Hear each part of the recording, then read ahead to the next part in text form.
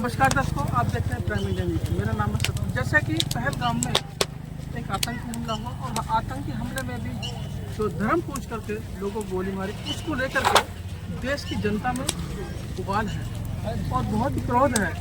देश की जनता में, नागरिकों में, नेताओं में, सभी में क्रोध है। तो जिसको लेकर के कल शाम को 5 पाबंदियाँ पाकिस्तान पर लगाई गई हैं और उनको लेकर बिलबिलाया हुआ है। लेकिन देश में जिस तरह से उबाल आया हुआ है, यहाँ पर गाजियाबाद के वार्ड 11 के पार्षद पति संजय त्यागी जी हमारे साथ हैं। उनसे जान लेते हैं उन्होंने किस प्रदान किया। जी बताइए। देखिए, ऐसा है सतवीर भाई, ये जो कायराना हरकत पाकिस्तान ने की है, इसकी निंदा से अब काम नहीं चलेगा। और आज हमारे देश के प्रधानमंत्री जी ने भी कहा है कि कल्पना से परे उन्हें दंड मिलेगा।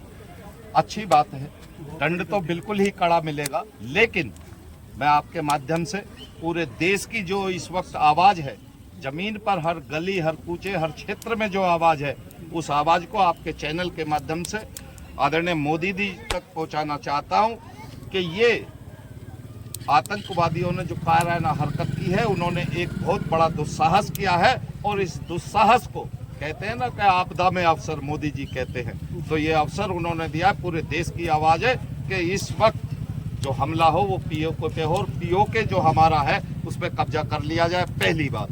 दूसरी बात, ये आतंकवादी घटनाएं होती आ रही हैं, तरह तरह से समय समय पे होती आ रही हैं।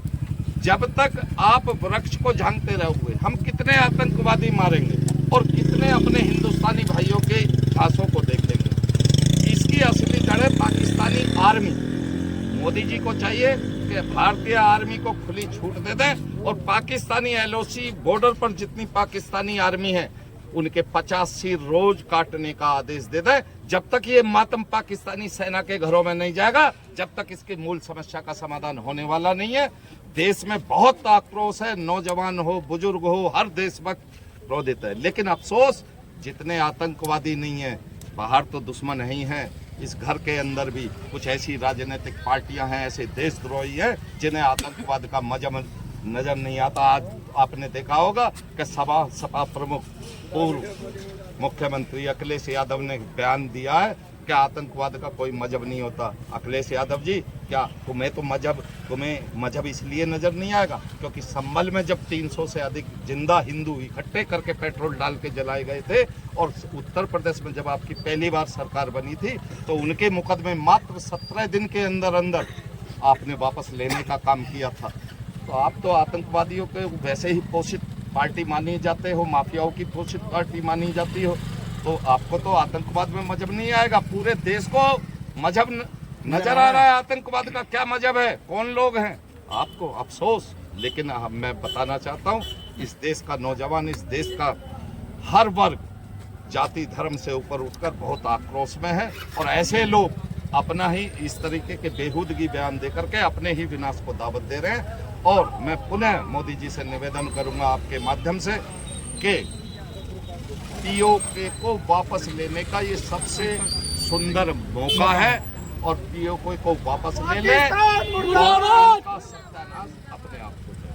पाकिस्तान मुर्दाबाद, पाकिस्तान मुर्दाबाद, पाकिस्तान मुर्दाबाद, पाकिस्तान मुर्दाबाद, पाकिस्तान मुर्दाबाद।